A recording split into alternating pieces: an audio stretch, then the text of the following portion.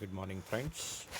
I'm Dr. Yogesh Sarode of Jivan Vikas Mahavidyalaya Deogram. I heartily welcome you all in this session. Today, we will learn about the important aspects of the poem The Highwayman, composed by Alfred Noyes.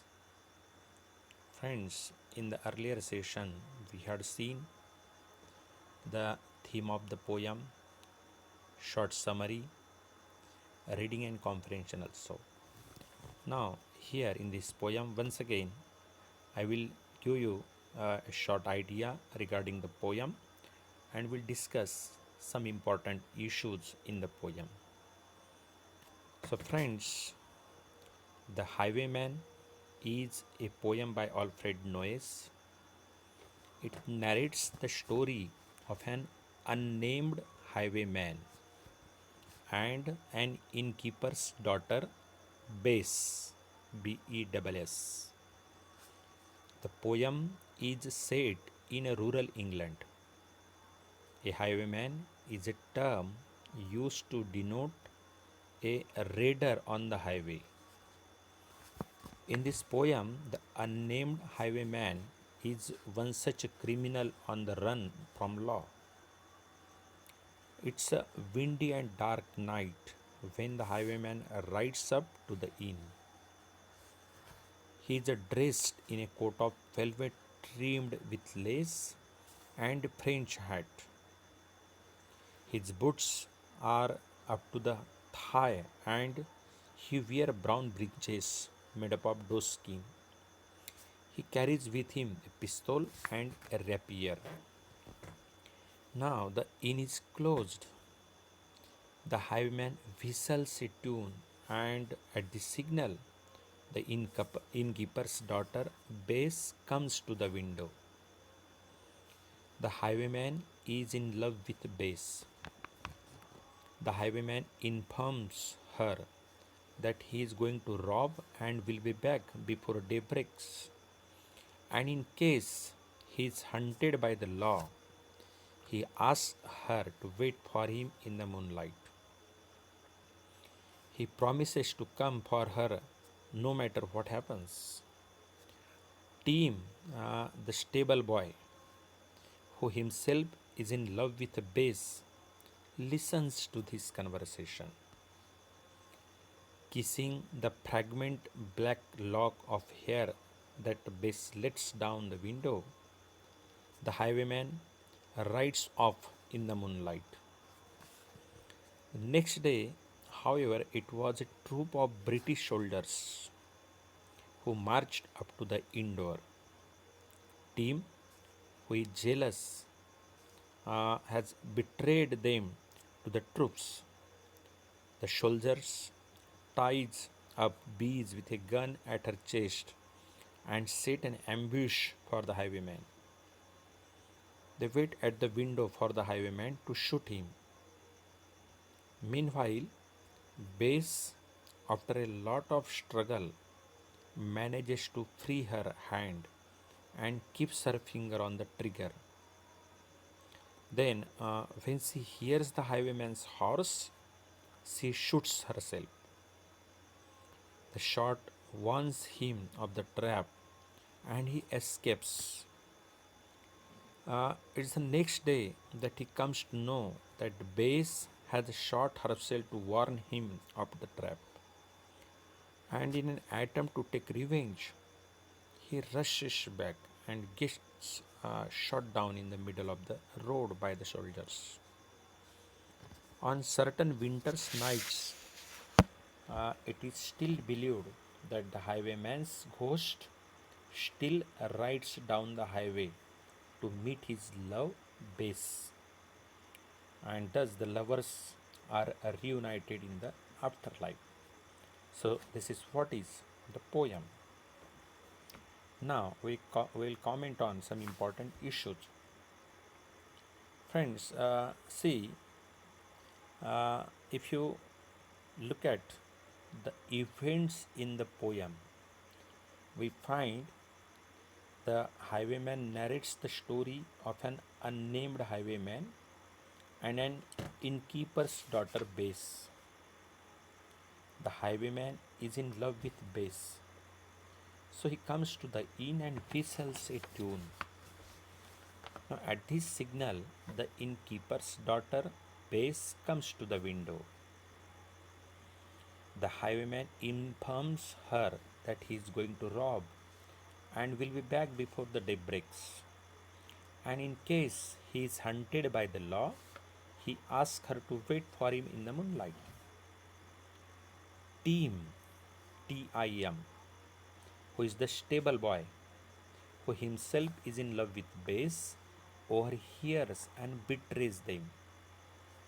The soldiers tie up Bess with a gun at her chest and wait at the window for the highwayman to shoot him.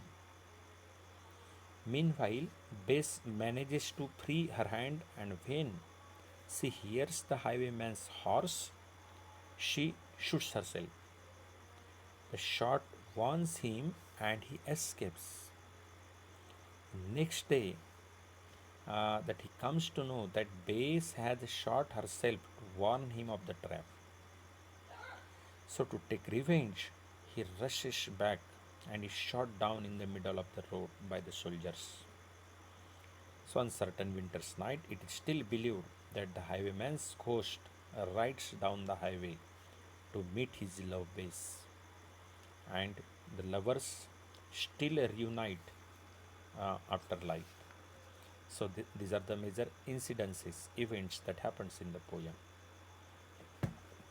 Now, if you see the tone of the poem, see how it is established. Uh, Here we find that the innkeeper's daughter Bess, who sacrificed her life for the lover's safety, uh, is very brave, courageous. So the poem begins with a dark, mysterious atmosphere with phrases such as a torrent of darkness, gusty trees, purple moor, and the moon compared to the ghostly gallon. The restless nature of the night is established by the restless wind. The mysterious tone is set by the highwayman's unknown visit as he makes way to a closed inn. And this is immediately followed by a romantic and warm tone with the sudden appearance of the innkeeper's daughter Bess.